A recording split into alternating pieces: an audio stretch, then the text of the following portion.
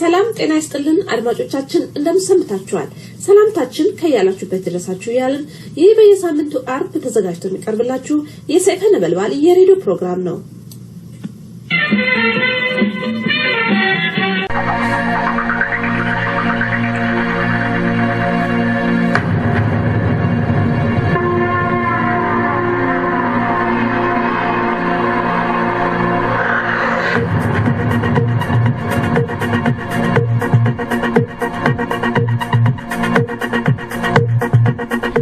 የፌደራል ፍርድ ቤት 19ኛም ወንጀል አቃቢ ሕግ በእናቶ በቀለ ገርባ ላይ ያቀረበው ስዲም በአማርኛም ተተርጉሞ እንዲቀርብ ትዕዛዝ አስተላለፈ።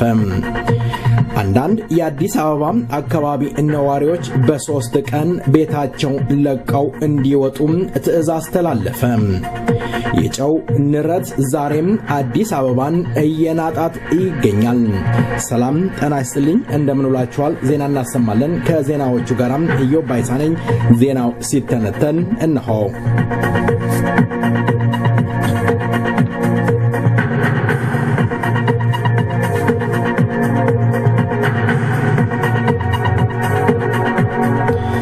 በአዲስ አበባ ከተማ የጨው ዋጋ መጨመር ነጋዴዎችን እያሳሰበ ጉዳይ መሆኑ ታወቀ። ከጥቂት ጊዜ በፊት በኩምታል 335 ይሸጥ የነበረው አሁን 625 መድረሱ ምክንያት በርካታ ደንበኞቻቸውን ያጡ የጅምላ ነጋዴዎች ሁኔታው በዚህ ከቀጠለ ስራቸውን ሊዘጉ እንደሚችሉ ገለጹ። 1 ኪሎ በችርቻሮ በአማካኝ 3 ብር ጭማሪ ያሳየው ጨው አሁንም እንዲሁ ከቀጠለ እጅግ አስቸጋሪ እንደሚሆን እየተገለጸ ይገኛል። በርካታ ነዋሪዎች በጨው ንረት እየተበሳጩ ይገኛሉ።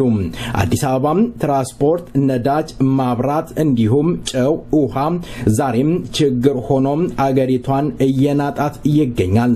ኢህአዴግ 11% እንዳደገ ይገልጻል። የአፍሪካ መዲና መቀመጫ የሆነችው አዲስ አበባ ህዝቦቿን እየበደለች ቤታቸውም በላቸው ላይ እንዲፈርስ እያደረገች ትገኛለች። ዛሬም የጨው ንረት ነዋሪውን ህሊናውን እስከሚሰጥ ድረስ እያማረረው ይገኛል። ምሬት ችግር ተለይቶት የማያውቀው የአዲስ አበባ ህዝብ ዛሬም እንደ ወትሮም ችግር አንቆት ይገኛል። የአዲስ አበባ ህዝብ በግፍ ከመኖሪያ ቤቱ እንዲፈናቀል ተደርጓል። ዛሬም እንዲፈናቀል ትዕዛዝ ተላልፎበታል። የአፍሪካ አንድነት መቀመጫ የሆነችው አዲስ አበባ ድሃ ማየት አስጠልቶኛል ያለች ይመስላል። ባለጥጎችን ወይም ባለሀብቶችን እየሰበሰበች የምትገኘው አዲስ አበባ ድሃዎችን እየገፋች ዳር ላይ እያወጣች ትገኛለች። አዲስ አበባ ከተማ በቂርቆስ ክፍለ ከተማ የአፍሪካ ህብረት አካባቢ የሚኖሩ ከ1000 በላይ ነዋሪዎች ያለምንም ቅድመ ዝግጅት በ3 ቀን ውስጥ ለቀው እንዲሰናበቱ መኖሪያቸውን ትዕዛዝ ተላልፏል። በክፍለ ከተማው ወረዳ 11 በተለምዶ ፈለግ ጊዮርጊስ ተብሎ የሚጠራው ስፍራ የአፍሪካና የቻይና የጋራ ዓለም አቀፍ ዘርፍ ብዙ ተቋማት ባለ 5 ኮከብ ሆቴሎችን ለመገንባት እቅድ መያዙም ታውቋል። ለዚህ ግንባታ ሲባል 1579 ነዋሪዎች አካባቢውን ለቀው እንዲሄዱ የከተማው አስተዳደር ማስተላለፉን ከሀገር ቤት የተገኘው መረጃ ያመለክታል። ይሁንና ከአካባቢው በ3 ቀናት ውስጥ እንዲሰናበቱ የተጠየቁ ነዋሪዎች ወደ ሌላ ቦታ ለመዘዋወር በቂ ዝግጅት እንዳልተሰጣቸውና በምትኩ የተሰጣቸው ቤቶች መሰረተ ልማት ያልተሟላላቸው መሆኑን ቅሬታቸውን ገልጸዋል።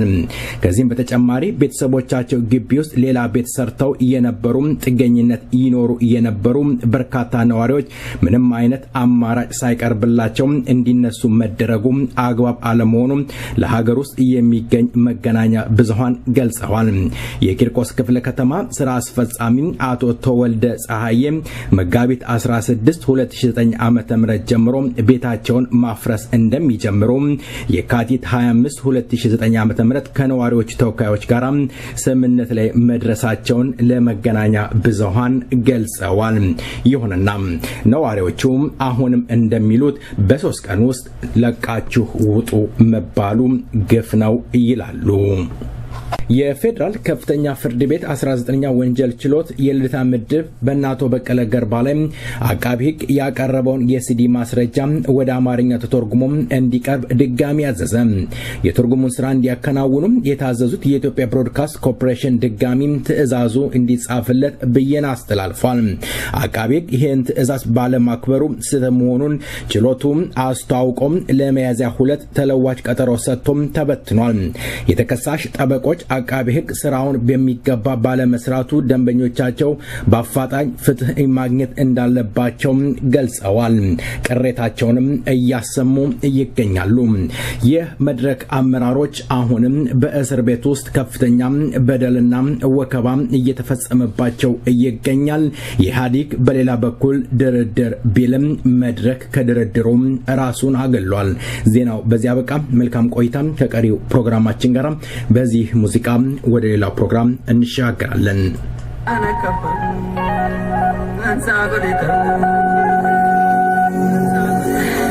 ነጋ በርባንኔ ነጋ ሲነርገምኔ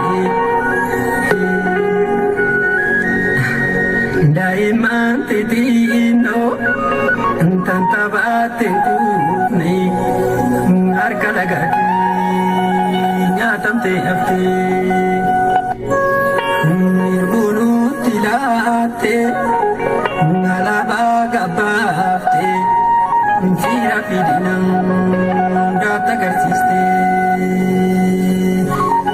ኤሬንሶን ቦዳ ቦቦኖሮሞዳ ገርገር ባስናየች ኖፍ ጎወም ሶዳ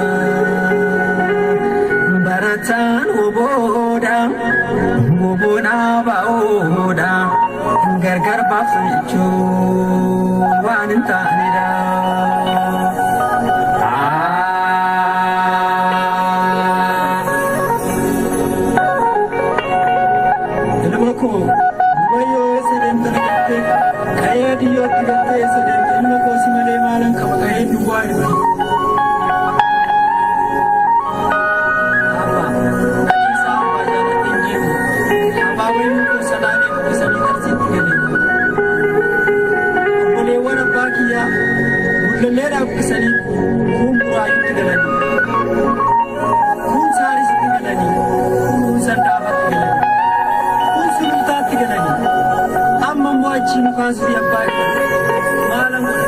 barbacere abago na ABC abago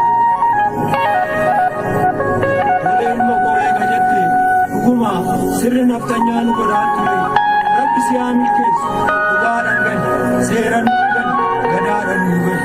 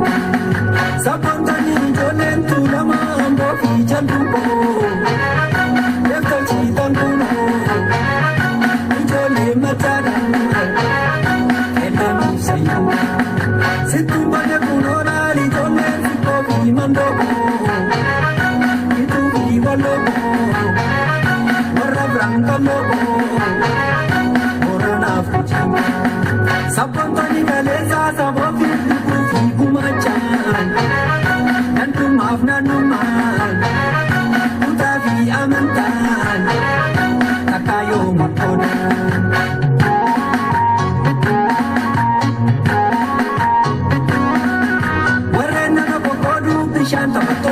toliafta Namta edemofta Eka agarifta Ekami negata Warabuma waraki ijole nilufi chimara Wali ratilano Kapso hajim sinu Akagal mandi Karajuma ijole nuambara salale salale Amma argu genye One tate birru Isa kam tunari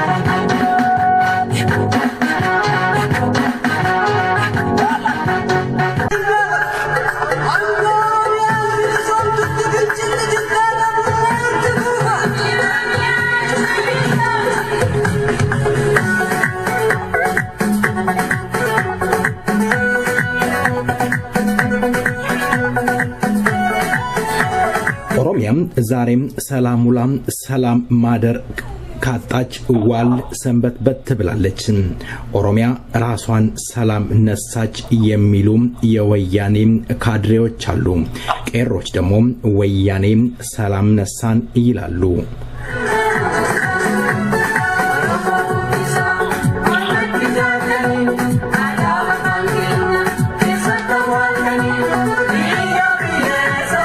ወያኔም በጀት በጅቶም ፕሮፓጋንዲስቶችን የራሱን በተለያየ ቦታ እድሜ ለኮምፒውተር ከኮምፒውተር ጀርባም ቁጭ ብሎም ድርጅትን እያጥላሉ ይገኛሉ። ሰሞንኛም አንድ የተመለከትነው ነገር አለ። የኤርትራ ጋዜጠኛ ነኝ ያለው ብቅ ብሏል። የኦሮሞ ተወላጆች አታክልት ኮትኳቾች ጎመን ተካይ እንጂ ለትግሉ ብለው የሚዋደቁ አይደለም ብለዋል።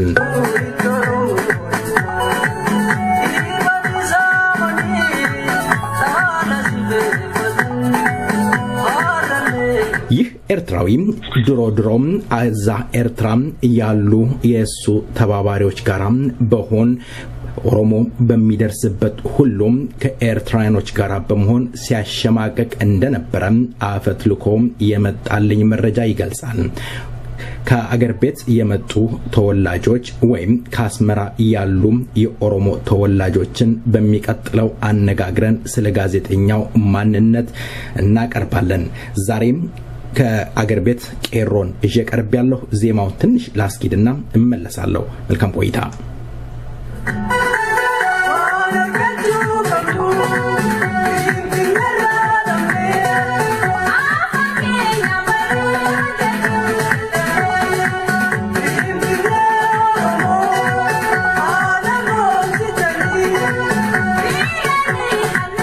የኢትዮጵያ ኔትወርክ አስተማማኝ አይደለምና ወደ ቄሮ በቀጥታ አመራለሁ።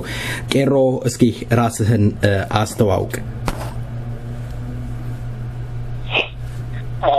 ኦኬ አልከፉን ባየ ገለቶማ ትንታን ኬና ዱገንጅለማ እዛ ኡመን ኦሮሞ ቤካ የሮ ገራገራቲ ሚዲያሌ ቀብሶ ብልሱማ ኦሮሞ ራቲ haala qabsoon bilisummaa Oromoo keessa jiruu fi haala uummanni Oromoo keessa jiru miidhaa mootummaan abbaa irree wayyaanee uummata keenya irraan gahaa jiru fi akeeka qabsoo bilisummaa Oromootiin wal qabatee haala jiru irratti ibsa kennaa waan turreef uummanni Oromoon beekachuu barbaade. መልካም ሴና ዱጋ እንግዲህ ቄሮች እንደጉምተናችኋል ወይም በግልጽ አማርኛ ጠፍታችኋል። ቄሮ የሚባል ነገር የለም፣ ከኦፒዶ ጋራ የሚሰሩ ናቸው ይባላል። ከኦፒዶ ጋራ ያላችሁ ግንኙነት ምንድነው አላችሁ?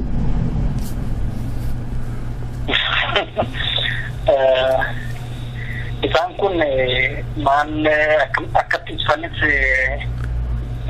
namaani bo kun akeeka diinii gara duula qabsoo bilisummaa Oromoo karaa ittiin jala dhaabbatu dhabee akeeka diinii itti fayyadamudha. Akeekni kun malee nuti eenyu akka taane warraaqsi uummanni kun irraa qooda fudhachaa jiruu fi qabsoon bilisummaa Oromoo hundeedhaan adeemaa jiruu fi falmaan nuti diina waliin godhaa jirru ragaadha waan ta'eef kanaaf deebii kennuu waan nuti hin qabu qabsootti kan nuti jirru.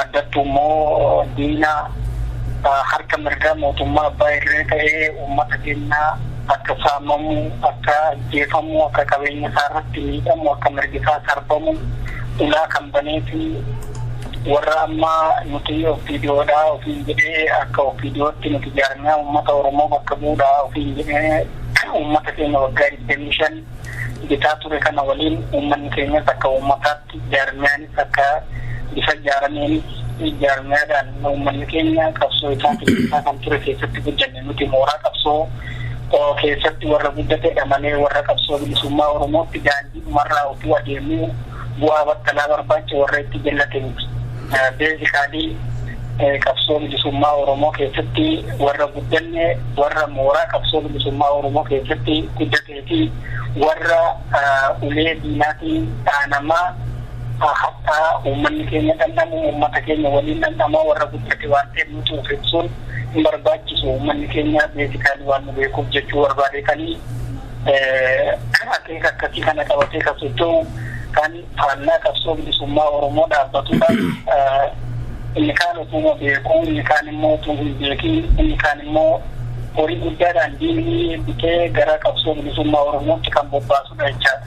Kanaaf akka qeerroo bilisummaa Oromootti yeroo yaada kana isinii irraa gaaffii kanaaf isinii seeroon godhu maaliif seenaaffaa qabsoo kanarraa kan ka'e maqaa qeerrootiin diinni socho'uu danda'a.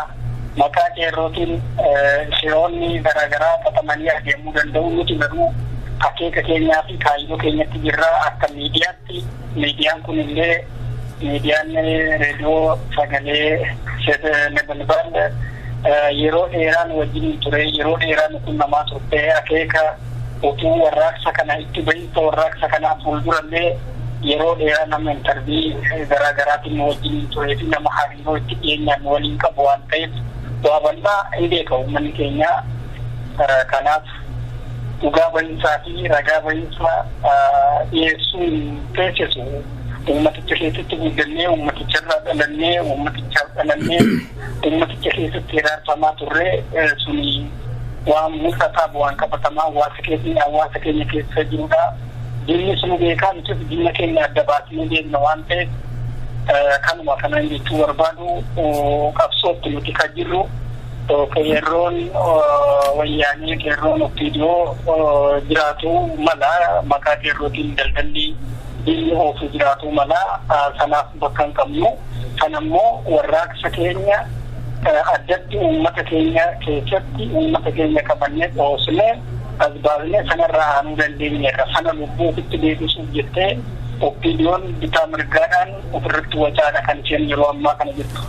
መልካም አሁን ዛሬ የታወጀ ነገር አለ። ይሄ ኮማንድ ፖስቱ ለ4 ወር እንዲቀጥል ተደርጓል። እንግዲህ ይሄ ኮማንድ ፖስት የሚያንቀሳቀስ አይደለም። በተለያየ በኦሮሚያ ክልል ውስጥ ያለ የኦሮሞ ተወላጆች እንቅስቃሴ እያደረጉ እንዳለ እየተመለከትን እንገኛለን። ኦሮሚያ እንዴት ሰንብታ እንዴት ውላለች? ያለውን እንቅስቃሴ እስኪ ለአድማጮች ግለጽልን። በአሁን ሰዓት ኦሮሚያ በምን ሁኔታ ላይ ትገኛለች? ኡመን ኬኛ ፈልማራ ከነን ቢሮ ከቀሮ ብልሱማ ኦሮሞቲ ጃርሚያን አኬከ ወራክተ ከና ኡመተ ኬኛ keessatti qindeessinee sochii uummata kanaa akka ta'utti bifa jaarmiyaatiin dargaggoota Oromoo ijaaruudhaan roga hundaanuu sochiin kun beezikaalee akka ta'u kan irratti hojjechaa turre yoomiyyuu haga uummanni Oromoo bilisummaa isaa gahuu fi haga qabsoon bilisummaa Oromoo galii isaa gahee uummanni Oromoo biyya abbaasaarra nagaadhaan tasgabbiidhaan bilisummaadhaan jiraatee bahee galuu danda'utti haga mootummaa mataa ofii qabaatee kun mootummaa kootii mootummaan ani ofii kootiin mootummaa mataa kootii jedhee uummanni Oromoo itti amanuu fi jala buluu danda'u amma uummanni keenya ijaarratuu fi hanga uummata keenyaaf ijaarrutti qabsoon bilisummaa Oromoo yoomiyyuu hin dhaabbatu. Gama mootummaa abbaa irreetiin sadarkaa isa dhumaarra gahee mootummaan abbaa irree wareegama kamuu waa kaffalchiisu wareegama kamuu uummata keenya haa kaffalchiisu malee mootummaan abbaa irrees wareegama hin jirre sadarkaa kaffaluu darbe. Hello. Of dandamachiisuudhaaf waraana labsatee bulchiinsa Oromiyaa kan dura maqaa mootummaa naannoo Oromiyaa fi jedhu ergamtuu harkaa qabu viidiyoodhaan bulchaa ture. Sanatti amantaalee dhabee sunis caasaa diigamee fi mootummaa akka naannootti ittiin biyya Oromiyaa kan inni ittiin bitaa ture warraaqsa keenyaan kufuu argee gara state of emergency jedhu kana erga labsee bubbuleera.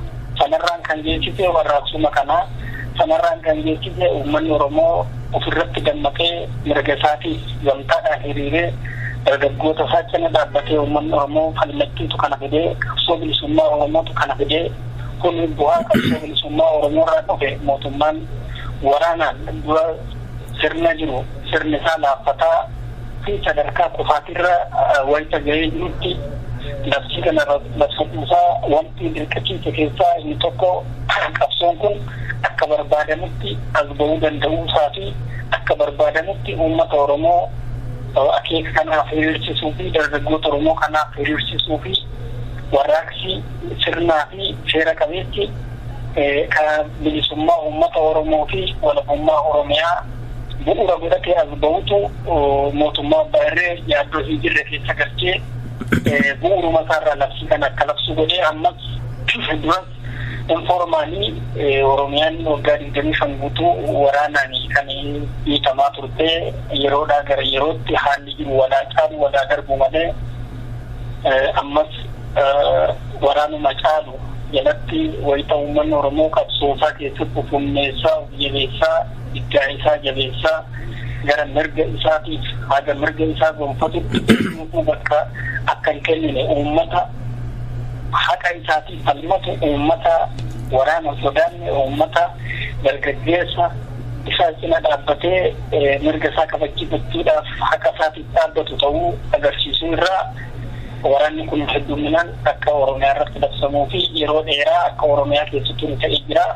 Sunis sochiin qeerroo bilisummaa Oromoo sochiin uummata Oromoo warraaqsi biyyoolessa Oromiyaa waliigalatti Oromiyaa keessatti akkaan jabaataa adeemuu fi utuu Oromiyaan waraanaan qabamtee jirtu utuu uummanni Oromoo waraanaan araarfamaa jiru warraaqsi kun jabaataa adeemuu irraa yeroo turtii maqaa dhuma isteetota malleettii sanaan jiru sanallee yerootti dheereffataa jirantu jira. Sun kan isa dirqisiisaa jiru haala sochii biyya keessaa itti jirruu fi haala waliigalatti uummanni Oromoo dammaqinaan tokkummaadhaan qabsoo isaaf hiriiree jiru irraa mootummaan abbaa irree yeroo ammaa kanaan labsii state of emergency jedhamu kana dheereffadha jechaa jira. Sun ammas mootummaa abbaa irreetiin furmaataan ta'u yeroo tursiifachuu lubbuuf keessa tursiisuu ta'uu mala yeroof garuu furmaata ta'uu hin danda'u. Qabsoo irraas uummata Oromoos dargaggoota Oromoos dhaabuu hin danda'u. Haala kanaan egaa yeroo ammaa kana Oromiyaan warraaqsa keessa wayita jirtuu fi haalli sochii warraaqsi keenya kallattii garaagaraatiin wayita inni sochiirra jirutti addatti immoo godinaalee dhiyaa Oromiyaa keessatti fi godinaalee bahaa Oromiyaa irratti haalli jiru daran yaaddessaa ta'uu irraa abbaan irree waan qabee gadhiisu dhabee ofii jibbaachaa jira. Haala kanarraa labsii kana dheeressuu danda'eera.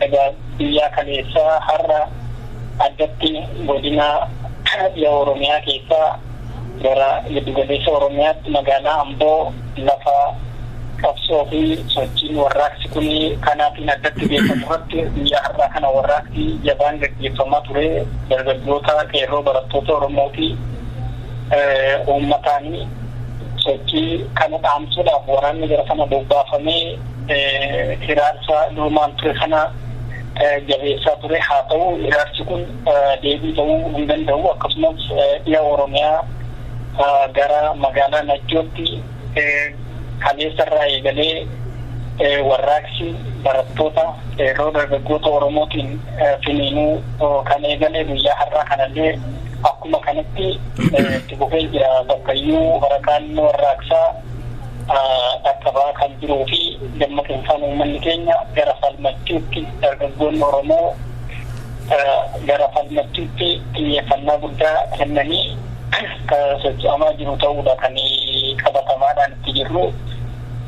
Mootummaan abbaa irree kanumarraa kan inni barraaqee haala jiruu fi haala sochii keenya qabatamaadhaan uummata waliin haala qabsoon biyya keessaa itti jirurraa sodaa guddaa keessa seenuudhaan umurii labsiisaa dheereffataa jiraachuutu mul'atee jira yeroo ammaa kana.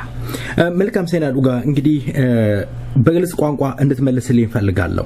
እናንተ ቄሮዎች በተለይ በርካታ የኦሮሞ ወጣቶች በጠራራ ፀሐይ የተገደሉበት ትግል ነው። እናንተ ቄሮ የኦሮሞ ከኦሮሞ ነጻነት ግንባር ጋራ እንዳደራጃችሁ እንደምትሰሩ የኦሮሞ ነጻነት ግንባር ሊቀመንበር አቶ ዳውድ ኢብሳ በዚሁ በሰይፈ ነበልባል ራዲዮ ላይ መግለጫ ሰጥተዋል።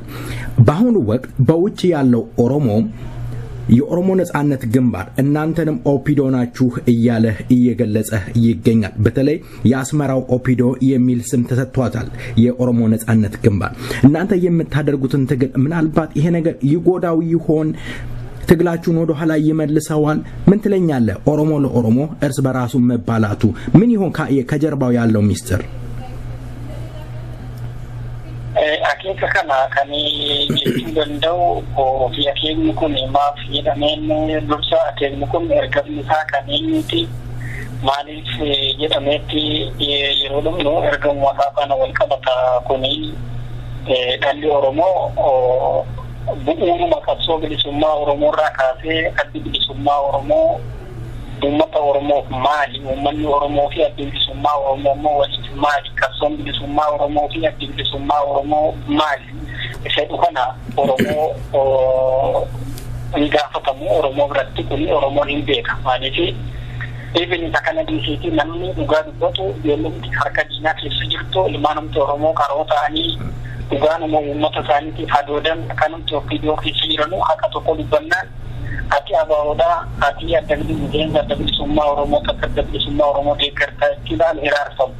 Maaliif akeeka siyaasa tokko keessatti ilaalchatti qabattee jirtuu fi ajandaa keetu fi kaayyoo fi karoora ati uummatichaaf qabduu fi sanatu ilaalama waan ta'eef akeekni kun akeeka duula qabsoo bilisummaa Oromoo ittiin laamsheessuudhaaf jedhamee sooshaal miidiyaarraanis uummata keessattis miidiyaalee irrattis kan oofamaa jiru kun olola diinaati. Kan diinni oofudha. Addi bilisummaa Oromoo fi qeerroon bilisummaa Oromoo hariiroo walitti hidhinti jiru maali fedhuuf kun ifatti tokkoof tokko kan jiru. Kana meeqarraa deddeebi'amee uummata kanaaf ibsuu hin teessisu. Uummata ala jiruu fi ibsuu hin teessisu. Maaliif uummanni dhugaa barbaadu, uummanni bilisummaa barbaadu, uummanni haqa barbaadu qabsoo har'a waan jiruuf uummata haqa barbaaduu fi uummata dhugaasaa barbaadu lafa qabsoon jirti inni qabsoo barbaaduu fi inni bilisummaa barbaadu ofii isaatiin hiriiree mooraa qabsoo bilisummaa Oromootti makamee uummata isaa wajjiniin falmachuu hin danda'a waan ta'eef.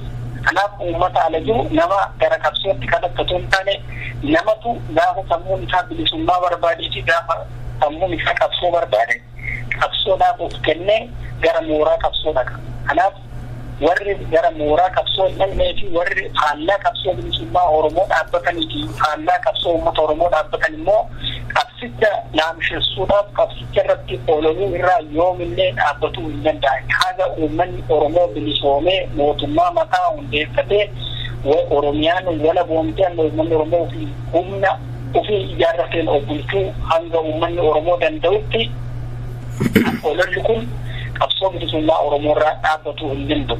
Maaliif akeeka diinaa waan ta'eef. Akeekni diinaa kun immoo qabsoodhaan irra aanama malee olola diin oofu kana deebii nuti kan kenninu qabsoodhaan kenninaa, sochii keenyaan kenninaa, warraaqsa keenya finiinsuudhaan kenninaa, uummata keenya sochoofnee abbaa irree aangoo irraa buusuu irratti xiyyeeffannaa godhuudhaan kan kenninu waan ta'eef haala kanammoo guyyuu itti waan jirruuf uummanni keenya qabsoo isaa keessatti hiriiree deebiin biyya keessa kennamaa fi waan jiruuf warra ololu kanaatiif adeemsi itti jirruu fi adeemsi qabsoon bilisummaa Oromoo keessa jiru deebii gahaa ta'uu fi danda'a. Ammas kanaanis dhaabbatuu hin danda'a. Maaliif diinni akeeka qabaa nuti akeeka qabna waan ta'eef akeekni diinaa qabsoo bilisummaa Oromoo jala dhaabbatee umurii bittaa isaa dheereffatu.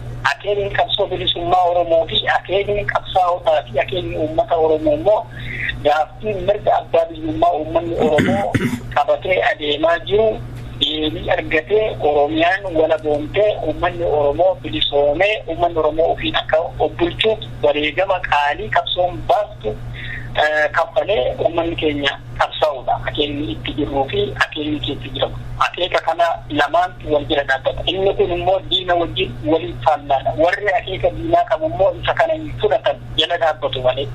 Oromoos ta'ee utuun beekiin harka diinaa fi garaadhaan gowwoomfamee kan adeemu akeeka isa kana dura dhaabbataa jechaadha. Afaan Oromoo waan beekuuf akeeka kanaan hin morma Oromoo keessatti summii hin jirree fi olola hin jirre facaasuu irratti xiyyeeffata. Kun rakkoo uummanni Oromoo qabu, rakkoo qabsoon bilisummaa Oromoo qabu, warra furuu adeemuu fi warra uummata Oromoo furmaata ta'u osoo hin taane warra uummata Oromoo walitti summeessuu fi haala sochii uummata Oromoo irraa diinaa fi mootummaa yaaddoo qabutu haala kana qabatee socho'a. Haala kana uummanni Oromoo fi mooraan qabsoo bilisummaa Oromoof qabsaa'onni Oromoo jaarmiyaaleen qabsoo bilisummaa Oromoo cufti haalota akkasii kana kan deeggaran hin jiru. Namni kamuu jaarmiyaan qabsoo bilisummaa Oromoo kamuu adda bilisummaa Oromoo kan balaaleffatu. bu'uura qabsoo bilisummaa Oromoo uummata Oromoo umaatamni gootonni Oromoo umaatamni irratti wareegamanii uummata Oromoo har'a jennuu fi Oromiyaa har'a jennu kana kan jiraachise jaarmiyaa kana waan ta'eef kan jaarmiyaa kana mormu diina malee Oromoo ta'ee akka jaarmiyaattis akka nama dhuunfaattis akka gartuuttis kan balaaleffatu tokko illee hin jiru. Kanaaf akeeka diinaa kana immoo jaarmiyaadhaan utuu waliin qoodiin uummanni keenya bakka jiru kamiyyuu dura dhaabbatee hin fashaleessaa kana abdii qabnaa. Dargaggoonni Oromoo akeeka kana bakka illee laataa hin jirru. Akeekni kun akeeka fashalaa'u akeeka eessayyuu bahuu hin dandeenye akeeka uummata Oromoo eessaaniyyuu bahuu hin dandeenye uummanni keenya bakkayyuu akka irratti dammaqu irratti hojjetaa kan jirruu fi uummanni Oromoo qabsoo isaatti akka jabaatu jaarmiyaaleen qabsoo bilisummaa Oromoo karaa kamiyyuu uummata Oromoo bu'aa buusuudhaaf kan qabsaan uummata Oromoo bu'aa buusuu fi mootummaa abbaa irree uummata keenya irratti dhiibbaa umuriisaa dheereffatuudhaaf jedhee halkanii guyyaa tattaafatu irratti xiyyeeffannaa godhuudhaan tumsa qabsoo wal cina dhaabbatuudhaan falmaatti akka jabaatan uummata ofii cina hiriiruutti waan uummaticha barbaachisuu fi waan har'a qabsoon bilisummaa Oromoo fedhu irratti xiyyeeffachuu irratti uummata ofii ijaaruu irratti gara qabsootti ijaaramuu fi wal ijaaruu irratti xiyyeeffatamee akka qabsaa'amu akka keenyaa fi kaayyoo keenyaa jaarmiyaaleen qabsoo bilisummaa Oromoo gara tokkotti xiyyeeffannaa yaada tokkoof akeeka tokkoof xiyyeeffannaan akka jiraatu dhiibbaan goonu guyyuu kan dhaabbatu miti haala waliigalaatiin shiroota kallattii hundaanuu gara mooraa qabsoo bilisummaa Oromootti guuramu kanarratti dammaqinti jiraatu qaba. Eessattuu uummata Oromoo hawaasa Oromoo biyyoota garaagaraa keessaa bahee jiru gidduutti haalli kun yeroo garaagaraa irra deebi'amee kan mul'atu maaliif dirree bilisaarra waan jiraniif sammuun rakkoo keessa hin jirre dirree bilisaarra waan jiraniif akka barbaadanitti akka ofii jiraatanitti akka barbaadanitti yaaduu uummanni sirna gabroomsaa ulee mootummaa baarreetiin dhaanamaa jiruu fi dhiirri isaa dhangala'aa jiru mirga isaa falmachuu irratti dargaggeessi akeeka ulfaataa keessa jiru haala ulfaataa keessa jiru mirga isaa falmachuu irratti kan inni argamu waan ta'eef kan duuba jiru taa'ee qabsoo dhiigaa fi lafee ilmaan Oromootiin ijaaramaa jiru irratti olola adeemaa jiruu fi olola oofamaa jiru taa'anii ilaaluun mataan isaa yakka. Warra olola kana oofaa jiruuf ta'anii harka reebuun yakka lammaffaan. Olola kana ololtoota ayya jedhanii sooshaal miidiyaa irratti ba'anii ololtoonni saba ofiitiif naatoo hin qabne bu'aa battalaa fi akeeka diinaa galmaan ga'uuf jedhanii tole jedhanii sooshaal miidiyaarraa qabsoo bilisummaa Oromoo irratti qoosaa jiran uummata Oromoo irratti qoosaa warra jiran kana ta'anii kan argaman ilmaan Oromoo yoo ta'e gaafatama seenaa fi gaafatama seeraa jalaa bahuu hin danda'an. Warri diinaa silaafuu diina waan ta'eef yoomiyyuu gaafatama seeraa jalaa bahuu hin danda'anii akeeka kana nuti waliigalatti kan irra aanuu dandeenyu qabsoodhaanii qabatamaadhaan immoo argisiisaa jirra. Uummanni Oromoo maal akka barbaadu qabsoon bilisummaa Oromoo maal akka barbaadu diina waliin wallaansoo wal qabaa waan jirruu fi diinonni gama uummata keenya tokkummaa uummata keenya laaffisuu fi tokkummaa qabsoo bilisummaa Oromoo irratti ololan eessayyuu gahuu hin danda'ani. Waan sanaa olii irratti qabsoo gaggeessaa waan jirruuf jechuu barbaade. መልካም እንግዲህ ሴና ዱጋ እንደ ቄሮ የኦሮሞ ህዝብ ምን እንዲያደርግላችሁ ትፈልጋላችሁ? የምታስተላልፉት መልእክት ምንድነው? አሁን ባነሳው ላይ የተለያየ ፕሮፓጋንዳ በተለያየ ሶሻል ሚዲያ ላይ የሚያስታውሰው እንደዚህ ሶሻል ሚዲያ 2008 ባይኖር 2008 የተለያየ ሁለት ድርጅቶች ላይ የሚዘመት ዘመቻ ነበረ። ያ የኦሮሞ ህዝብን ትግልና ኦሮሞን የጎዳ ይመስላል። አሁንም እንደዛ አይነት ነገሮች እየሄዱ ነው ያሉትና እናንተ ቄሮች በአቋም መግለጫ እንኳን የምታወጡት የምትገልጹት ነገር አለ የምትሉት ነገር አለ አሁን ካስተላለፍከው እየበለጠ ኑቲ አከኝ ኑቲ ለፈራ ከሞፊ kaayyoo akeenyi nuti qabsoo bilisummaa Oromoo keessatti uummata keenyaaf qabnu qabatamaadhaan qabdee uummata keenyaa keessa seenee uummanni keenya akeeka kanaa fi kaayyoo sochii warraaqsa biyyoolessa uummata Oromoo kana cina Oromoo miti kanagaan faranjiin iyyuu dhageettii arga sadarkaa idil addunyaatti sochii dhageettii argatee sadarkaa kanarra ga'e Oromoon jala dhaabbachuudhaaf karoora kamuu hin baafatu. Maaliif sochiin kun hanga gurri addunyaa waggaa dheeraadhaaf uummata Oromootti gurra cufatee daandii gara Oromiyaatti geessu qilleensa gara Oromiyaatti geessu irratti gurra isaa addunyaan cufatee qabsoo bilisummaa Oromoo callisaan dhaggeeffataa ture. Har'a addunyaan uummata Oromoo hin beekin hin jiru. Addunyaan dhimma uummata Oromoo hin dubbatin hin jiru. Erga addunyaa biratti sadarkaa kanarra qabsoon bilisummaa Oromoo ga'ee uummanni Oromoo jabaatee qabsoo isaatti cimuu akeeka mul'ata sirrii fi akeeka qabsoo karaa sirrii ta'een adeemaa jiru kanatti hirmaachuudhaan alatti akeeka biraa filachuu fi yaada adda ta'e gara uummataatti dhiyeessuudhaan tokkummaa uummataa fi adeemsa jiru gidduutti danqaa uumuudhaaf yaaliin yakkadha. Kunis akkanas uummanni Oromoo hubatuu qaba. Namoonni akeeka akkasii kana qabatanii adeeman hubatuu isaanirra jiraata. Wantoonni kun qabsoo bilisummaa Oromootti daandii dheeressuu uuma. Kanaaf ilmaan Oromoo kan Oromiyaadhaan ala jiran ajandaa haaraa kan uummata keenya itti adeemsa daandii dheeressu irraa of eeganii gara mooraa qabsoo bilisummaa Oromootti ijaaruu fi harka wal qabatanii qabsoo bilisummaa Oromoo karaa ittiin xumura itti argatu karaa kan uummanni keenya irraa qooda guddaa fudhataa jiruu fi karaa gaggeessaa jiru ta'uu kana hubatanii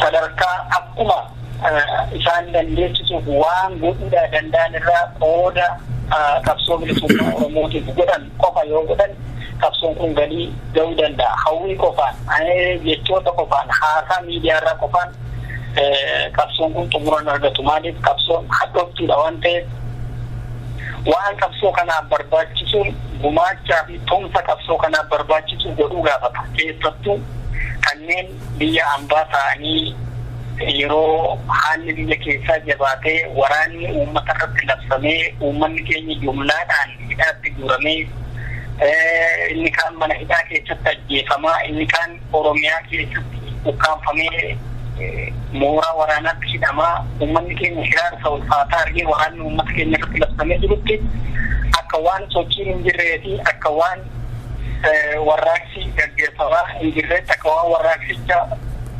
waliigalatti mootummaan abbaa irree to'ateetti ilaaluudhaan duuba deebi'anii ajandaa haaraa gara uummata baasuu yaalii godhuun hin barbaachisu. Akeeka kanaaf sochii kanarra akkamitti akka sochii kana eegalle waan beeknu uummanni keenya akkamitti akka sochii kana eegalle waan beekuuf dargaggoonni Oromoo barattoonni Oromoo akkamitti aarsaan itti kaffalamee sochiin kun sadarkaa kanarra ga'ame waan beekaniif sochiin kun immoo galii isaa ga'uudhaaf ajandaa fi karoora mataa isaa lafarraa waan qabuuf gara sochii kanaatti sa'aatii 24 guutuu hirmannaa godhuu fi sochii kana cina dhaabbatudha. Uummata Oromoo akka jaarmiyaatti illee akka nama dhuunfaatti illee akka gartuu hawaasaatti illee dhaamsi nuti dabarsinu. Uummanni keenya sochii kana cina dhaabbatee sochii kana milkeessuu fi sochiin kun karaa Oromoo dhuunfaatti tokko malee akka inni galii isaa ga'u nama dhuunfaarraa aga sadarkaa jaarmiyaatti aarsaa barbaachisu godhuu gaafata.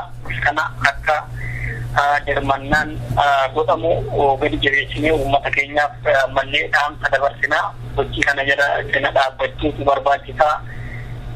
Isa kana godhuutu barbaachisaadha. Keessattuu uummanni duuba jiru ijaaramuu qaba. Gara qabsoo bilisummaa Oromootti ijaaramuutu furmaata. Namni waan qabsaa'u beekuu fi namni akkatti qabsaa'u beeku dhaabbatee qabsoo bilisummaa Oromoo sadarkaa kanarra ga'e irratti yaada biraa fuulduu dhaabbatee sochii kana sin ilaalu haga humna isaatii waan danda'uun dirmannaa godha malee. Kanas immoo warri dirmannaa fi adoolii uummata isaaniitiif qaban dirmannaa addaa warri godhaa jiran hedduu kan galateeffamanii fi waan barbaachisu ta'uu uummata keenya hubachiisuudhaaf yoomiyyuu duubatti hin jennu karaan qabsoo banaadha. Balballi qabsoo banaadha waan ta'eef kana irratti xiyyeeffachuudha keessattuu ilmaan Oromoo qabsoo bilisummaa Oromoo keessatti dhugaa waan dubbatanii dhugaa hawaasa isaanii waan dubbatanii yumnaadhaan hidhaman.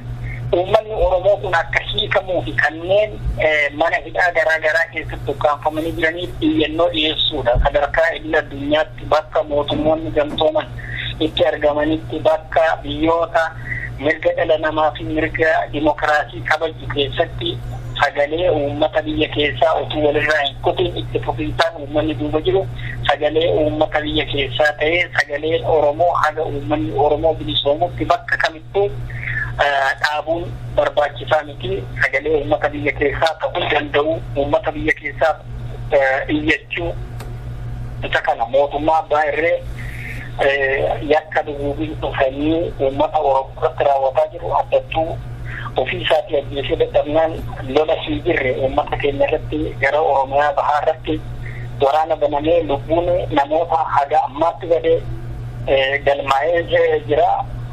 Kana jechuudha lolli hin jirrellee tooftaadhaan uummata Oromoo sanyii balleessuu yakki sanyii balleessuu akkamitti akka uummata keenya irratti gaggeeffamaa jiru isa kanarratti xiyyeeffannoon kennamee uummanni keenya isa kanarra hojjechuu isa kanarratti wal cina dhaabbatuutu barbaadamaa. Nuun isa kana kan nuti barbaannu isa kana kan uummata keenya dhaabnuuf gama kaaniin gama Oromoo humneessuu Oromoo jabeessuu waraana Oromoo hidhachiisuu fi waraana Oromoon waraana farkaa qabaa waraana Oromoo bifa carraa argatee fi haala mijatu kamiinuu waraana Oromoo bilisoomsuudhaaf jedhee halkanii guyyaa qorra aduu ganna rooba utuu hin jedhiin uummata isaatiif manaa bahee haala ulfaas keessa jiraatu jabeessuu fi hidhachiisuu fi humneessuu irratti Oromoon jabaachuu qaba. Maaliif namuma humna qabutu diinarra taanaa namuma humna qabuu fi dhugaa qabutu mirga isaas diinarraa fudhatuu danda'a. Oromoon immoo kallattii cufaanuu yoo humnoome yoo harka wal qabatee tokkummaadhaan waan hojjetu irratti wal hubatee wal hubannaadhaan yoo qabsoo kana cina dhaabbate bilisummaan uummata Oromoo dhiyaatteetti kun waan haftuu miti. Kanaaf uummanni keenya duuba jiru jabaachuu qabaa. Keessattuu duula gama sooshaal miidiyaatiin kaan otoo beekiin otoo beekuus ololuma hin jirre afarsaa ooluu fi uummata kana gidduutti summii siyaasaa facaasaa ooluurraa dhaabuudha. Warra diinni bobbaasee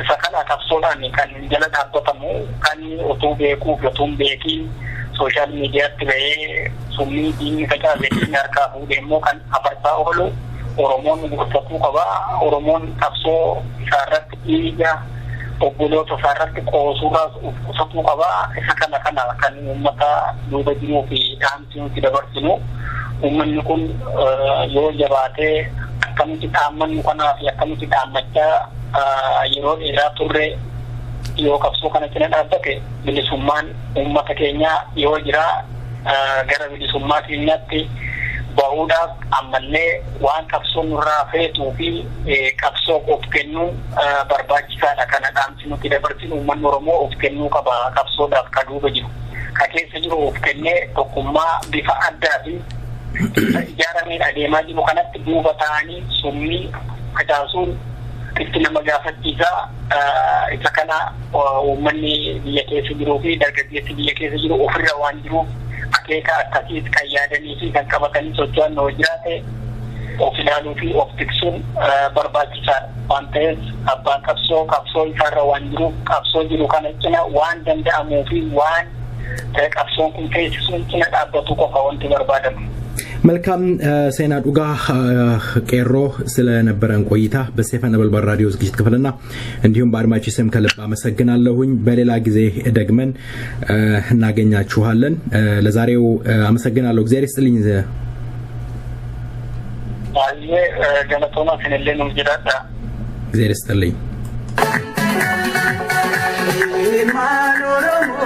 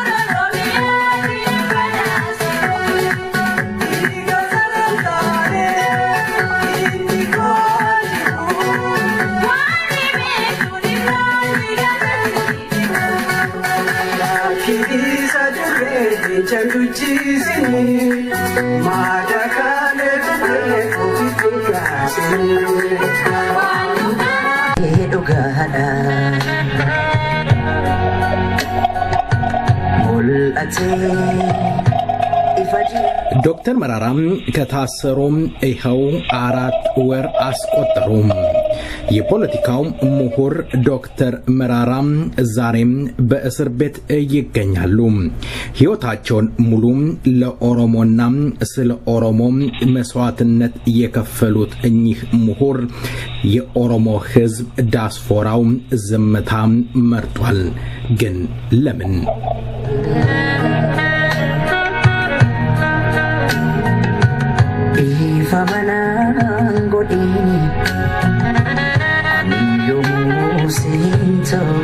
ስለ እውነት እንናገር ከተባለም ፕሮፌሰር መራራም እውነት ለኦሮሞ ሕዝብ አልታገሉም ይሆን ወይስ እኙቱም እኙ ገዲ ብለው እንዳዜመው ድምፃዊ ይሆን? Ali Anrefuna kale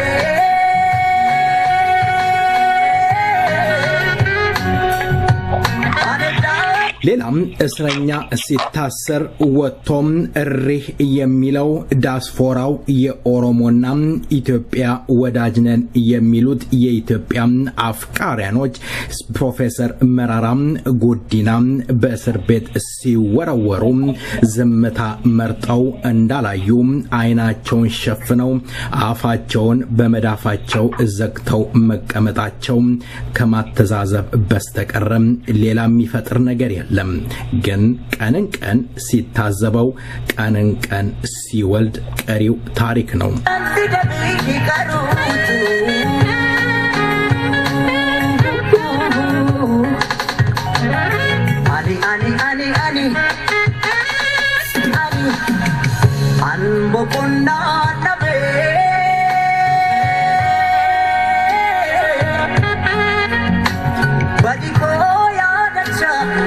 እውነት ነው።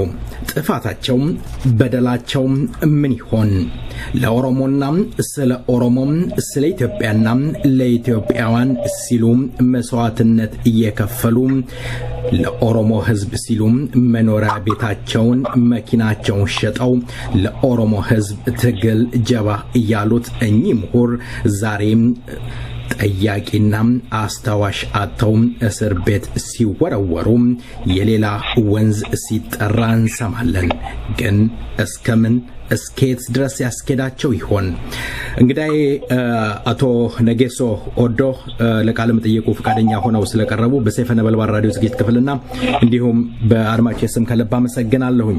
አቶ ነጌሶ በመንገድ ላይ ኖት ያሉት ይገባኛል፣ ከኋላ ድምጽ አለ። ቢሆንም የተወሰነ ነገር እንዲያካፍሉን ስለፈለኩ ነው የጋበዝኩት። አቶ ነጌሶ ፕሮፌሰር መራራ ጉዲና በእስር ቤት ከተወረወሩ ወራቶችን አስቆጥረዋል። በውጪ ያሉ የኦሮሞ ተወላጆች እንዲሁም የአንድነት ኃይል ወይም ኢትዮጵያን እንወዳለን የሚሉ ዝምታን መርጠዋል። ምክንያቱ ምን ይሆን? እንግዲህ አሁን በተለይም ኢሬቻ ማሰክር በኋላ በተለይም የአስቸኳይ ጊዜ አዋጁ ከታወጀ በኋላ የበለጠ መንቀሳቀስ ሲገባን የበለጠ ሰልፎችንም ማድረግ ሲገባን በብዛት ሰልፎች አልተደረጉም። ይህ ደግሞ የህዝባችን የትኩረት አቅጣጫ በተለይም የዲያስፖራ የትኩረት አቅጣጫ ወደ ተለያዩ ነገሮች መሄዱ ይመስለኛል። ለምሳሌ በኦሮሞ በኩል ስታይ የተለያዩ ትልልቅ ጉባኤዎችን የማድረግ ነገር ትኩረት ተሰጥቶበት ሰራ ነው እናየው። ኮንቬንሽኖች፣ ኮንፈረንሶች ምናምን ነበሩ እና አሁን አሁን ባለፈው ነው አንድ ሰልፍ ዲሲ ላይ ተደረገው ሌሎችም ቦታዎች ላይ ያው በኢትዮጵያውም አካባቢ እንዲሁ ሌሎች ክርክሮች ኢትዮጵያዊነት የምልም አማራ የምልም አይነት አደረጃጀት የተለያየ ክርክሮች ውስጥ ይሰማሉ እና ያ ይመስለኛል ይሄን የሰልፉን ሁኔታ ያዳከመው የበለጠ መሰለፍ የበለጠ ማሰማት ሲገባን የተቀዛቀዘው ለዛ ይመስለኛል እንደው ከዚህ በፊት ስንመለከት እና አቶ በቀለ ገርባ እና አቶ ደጀኔ በሚታሰሩበት ሰዓት ይህ ዲያስፖራ የኦሮሞ ዲያስፖራ ሰላማዊ ሰልፍ ሲወጣ የአንድነት ኃይሎች ደግሞ አንዳርጋቸው ጽጌ በታሰሩበት ሰዓት በተለያየ ቦታው ላይ ሪስ ይባል ነበር በፕሮፌሰር መራራ ጉዲና ላይ እንደዛ አልጠበቀ የፈለገውን ያህል ስብሰባዎች ቢካሄዱ ምናልባት ይሄ እንደ ሰንካላ ምክንያት ሊቆጠር ይችላል እውነት ለኦሮሞ ህዝብ የሰሩ ከሆነ የኦሮሞ ህዝብን ይጠቅማሉ ከተባለ ምሁር ስለ ኢትዮጵያ ስለ አንድነት ሁሌ የሚዘምሩት ዘማሪዎች ይሄንን ካወቁ ለኚህ ግለሰብ መቆም አልነበረባቸውም ድምጻቸው ማሰማት አልነበረባቸውም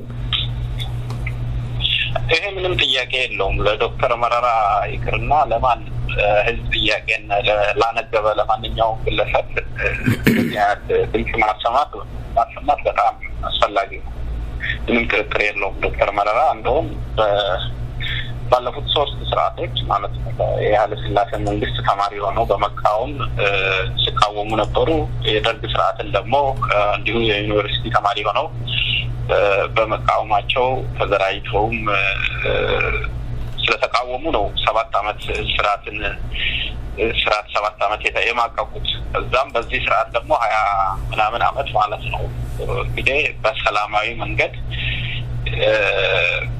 ምንም አላለም ሰው ወይ ሰልችቶት ይተዋል ሳይሰለቹ በጽናት 20 አመት በላይ ታግሏል በዚህ ስርዓትና 3 ስርዓቶችን የታገሉ ለፍትህና ለነጻነት በጽኑ እና በቆራጥነት የታገሉ ምሁርም የነጻነት ታጋይ ናቸው ስለዚህ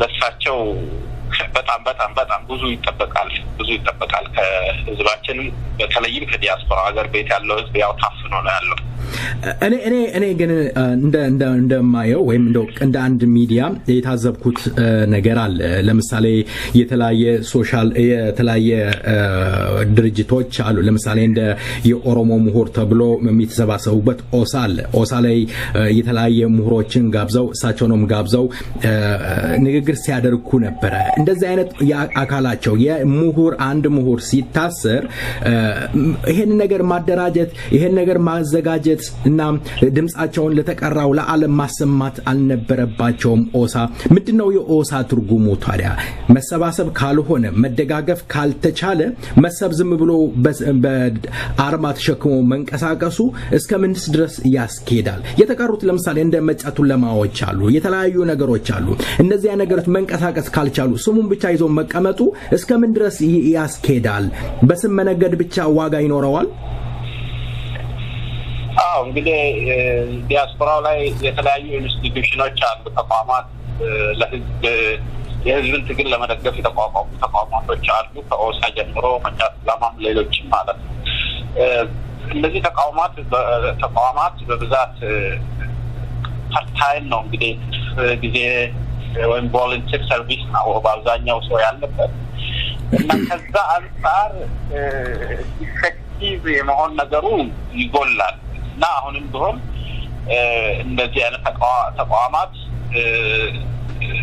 ተግባራቸው ሶሊዳሪቲ ማሳየት እንደዚህ አይነት ጊዜ ሰልፍ መጥራት ተግባራቸው ነው ማድረግ አለባቸው ብዬ አስባለሁ ከዚህ አንዳንዴ ሲያረጉ ነበር እንግዲህ ተወሰነ ጊዜ ሲያረጉ ታዝቤያለሁ አሁን የበለጠ ደግሞ ማድረጉ አስፈላጊ ነው ማስታወስ ፈልጋለሁ እንደው እርሶ ያሉበት ይሄንን ሰላማዊ ሰልፍ ስለ ዶክተር መረራ አንዳንድ ነገሮች ለማዘጋጀት እንቅስቃሴ ስታደርጉ እንደነበረ አውቃለሁኝ። ያ እንቅስቃሴ ከምን ደረሰ? እናንተስ ለምንድነው የደከማችሁት? የድርጅቱ አባል እስከሆናችሁ ድረስ በሰፊው እንቅስቃሴ ማድረግ ለተለያየ ድምጻችሁን ያሰማችሁት ነገር አለ? ያገኛችሁት መልስ ካለ እንደው ቢገልጹልኝ ይችላሉ? የተለያዩ ጥረቶችን ለማድረግ ተንቀሳቅሰናል።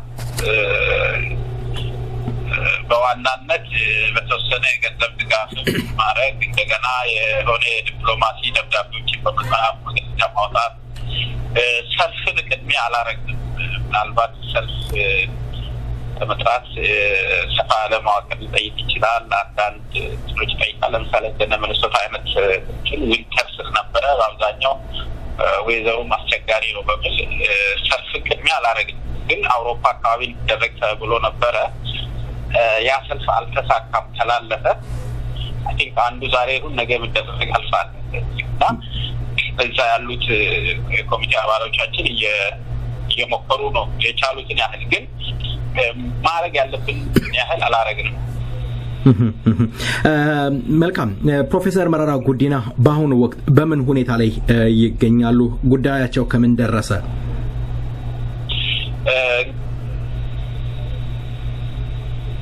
ተመላለሱ ነው። ክስ ተመስርቶባቸዋል።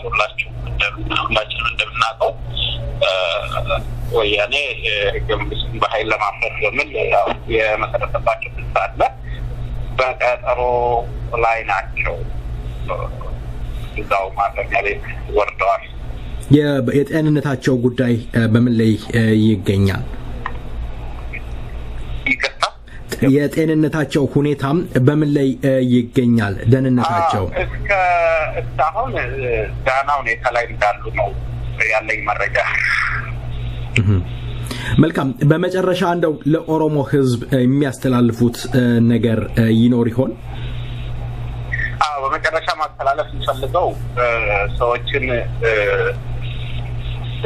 ለትግሉ ድጋፍ ለመስጠት በምናሳየው እንቅስቃሴ አገር ቤት ያለው ሰው እንደሚናቀው ብዙ ህዝብ ተከፍቷል። ህይወት ያጡ በሺዎች የሚቆጠር ህይወት ነው የተቀጠፈው በዚህ ትግል ባለፈው አንድ አመት ብቻ ማለት ነው። በጣም ብዙ ብርቅዬ የሆኑ ሰዎቻችን ደግሞ እስር ቤት እየማቀቁ ነው ያሉት። አሁን በዚህ ሁኔታ ባለንበት ሁኔታ ልዩነቶቻችንን አጥብበን ትተናቸው አስፈላጊውን እንትን ሊያሳይ ታሪክ የሚያሳይ ነገር ማድረግ የግድ ነው እና ህዝባችን ይሄ ባለ ያሉ ኮሚኒቲዎችን ይሁኑ ሌሎችን ህዝብን በማስተዳደር በማበር ድምጻችንን እናሰማ፣ ያ አብሮነታችንን እናሳይ ማለት ነው። በአገር ቤት ላለው ህዝብ አብሮነት ማሳየት ይቻላል። መልካም። ቀደም በዲያስፖራ በአብዛኛው የትግሉ አጋር እንደውም የሀገር ቤት ያለው ሰው ተስፋ የሚያደርገው አስቸጋሪ ሁኔታ በገጠመበት ሁሉ ዲያስፖራ እዛ ድረስ መጥተው ሁሉ ብታገል ይመስለው ነበር እና አሁን ግን ያለው ሁኔታ ሁሉ ማሰማት እዛ የአስቸኳይ ጊዜ አዋጅ ተውጆ ህዝቡ ሙሉ በሙሉ በታፈነ እዚህ ጋር ድምፅ ማሰማት የሚችለው ዲያስፖራ ማሰማት አልቻለም። ይሄ ትልቅ ስህተት ነው፣ ትልቅ ውድቀት ነው። ስለዚህ ከዚህ አሳፋሪ ነገር እንውጣ፣ ድምጻችንን እናሰማ። ድምጻችን ውጤት አመጣም አላመጣም እኛ ማድረግ ያለብን ነገር እናድርግ ማለት ፈልጋለሁ። አቶ ነገሶ ኦዶ ስለነበረን ቆይታ በሰይፈ ነበልባል ራዲዮ ዝግጅት ክፍልና እንዲሁም በአድማጮች ስም ከልብ አመሰግናለሁ። እግዚአብሔር ይስጥልኝ። በሌላ ጊዜ እመለሳለሁ። እኔም በጣም አመሰግናለሁ። ፕሮፌሰር መረራ ጉዲና ከታሰሩ ሰንበትበት ብሏል። ዲያስፖራው በተለያየ ጉዳይ ተወጥሮ አሁንም የስም ማጥፋት ዘመቻውን አጠናክሮ ቀጥሎበታል። ኦሮሞና ኦሮሚያ አሁንም እንደ እሳት እየጋየች እየነደደች ትገኛለች። ልጆቿን እየገበረች፣ ምሁሮቿም በእስር ቤት እየተወረወሩ የቅማልና የቁንጫ የቱሃን መጫወቻ ሆነዋል። አንድነት የሚመስል ነገር የለም። ኦሮሞም አንድነቱን እስካላጠናከረ ድረስ አሁንም የተቀሩት መቀለጃና መጫወቻም ከመሆን አይዘልም።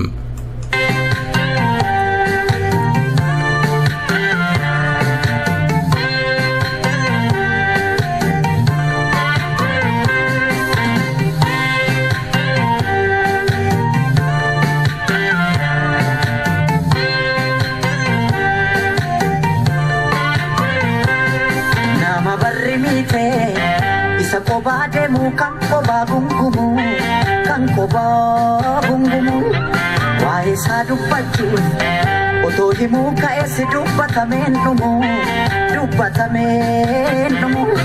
dubidi se miti wal kapatte laga jetu lale deme wae sa walale lale deme wae sa walale nama barrini ke isa koba demu kan koba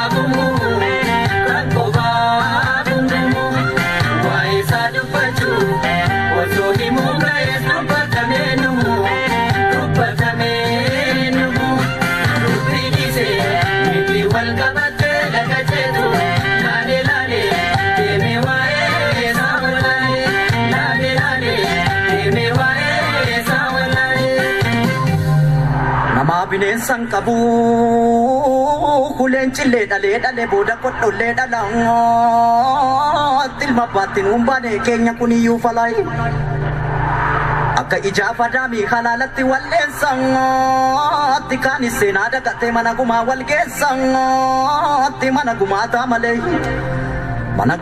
malee mana gumaan hungeessine harapunda dandeessa Toko horde gadhabaatti kan bukkisee darbata kaanis mana mammaakaatti kaanis dhugaaf mar'atay otoo kan qote jiru kan haamuu faamtuu qarangatti gariinii goosaa dhabee abjootee abjuu dharangatti gara deemnuu wallaalleette gaa'eenyuun nuuf himaatti wallaalle dubbii baraay nama barriini kee isa kophaa deemu kan kophaa gumu kan kophaa gumu waa'ee isaa dubbachuu osoo himuu ga'ees dubbatamee numu dubbii dhiisee miti wal qabattee laga jeetu laale deemee waa'ee isaa walaale deemee waa'ee isaa walaale kan ijaaree hin diigu alaa dhufaatu diigongooti ijaaruun nutti ulfaate diiguun nutti salphateetti kanaaf keessi koo dhiigaay keessa kiyyattan dhiigana waraana nuun dhiiguutti haalli natti jabaattu solii gadi sin fiiguutti du'ee tan bada malee itti jaarsa hayyuun dhiigu Ajjeesaa gaafa makkoo kan mirgaafa jabaatuutti isa gurree ajjeesee foon allaatti dhaalaatuutti isa geeraraa galu isa waliif waamaluutti ture lammiin koo durii tarra maltuu baay'attee itti arabbii rakkoo furii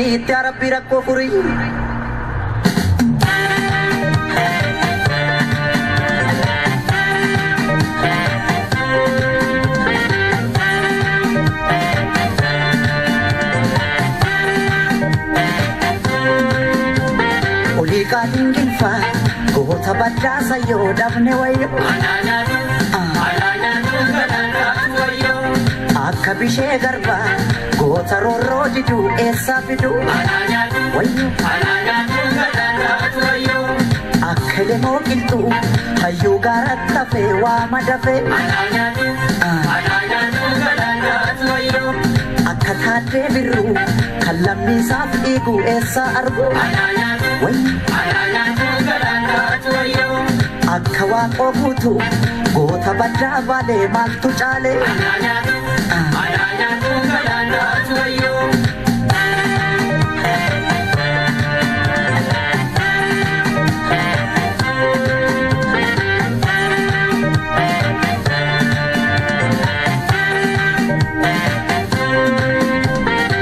kadingilfa goota baddaasa yoo dhabne wayyo akka bishee garba goota roorroo diduu eessaa fiduu wayyo akka demoo qilxuu hayyuu gaaratti hafee waa madafee akka taaddee birruu kan lammiisaaf dhiiguu eessaa argu akka waaqoo guutuu goota baddaa baalee maaltu caalee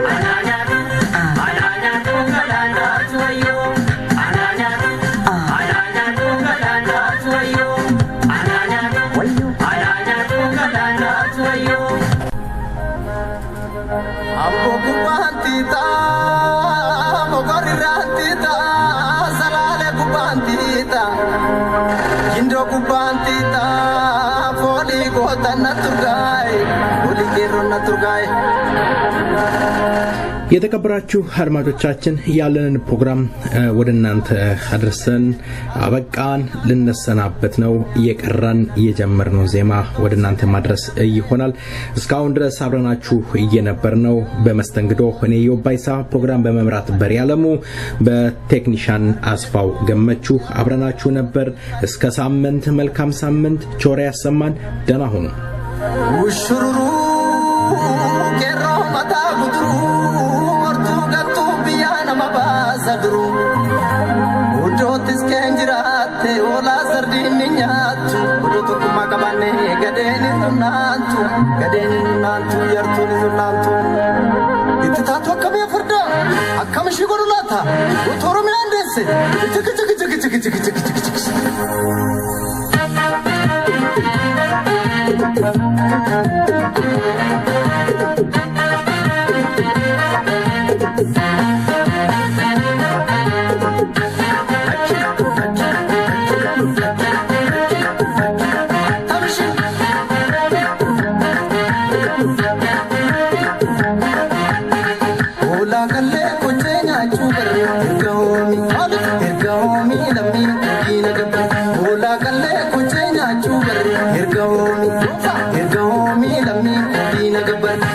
Ebisa tunai iya nunargani yendanga hotu walirandaraga badodil kasa iya nunargani yendanga hotu walirandaraga wako putu iya nunargani yendanga hotu walirandaraga abishe garba iya nunargani yendanga hotu walirandaraga hade biru iya nunargani yendanga hotu walirandaraga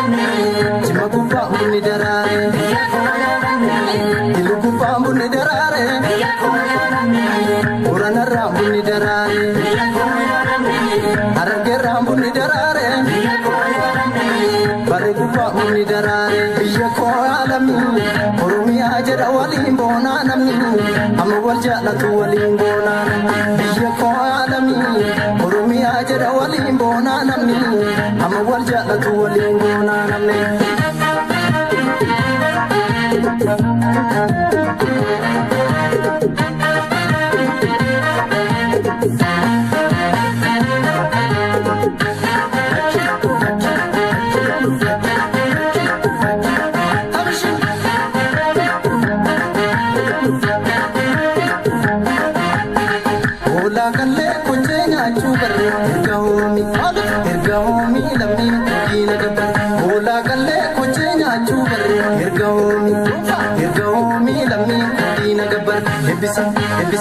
Ebisa tuna iyanu nargani iyendanga hoti walirran darage badodil gasa iyanu nargani iyendanga hoti walirran darage wako butu iyanu nargani iyendanga hoti walirran darage abishe garba iyanu nargani iyendanga hoti walirran darage Tade biru iyanu nargani iyendanga hoti walirran darage.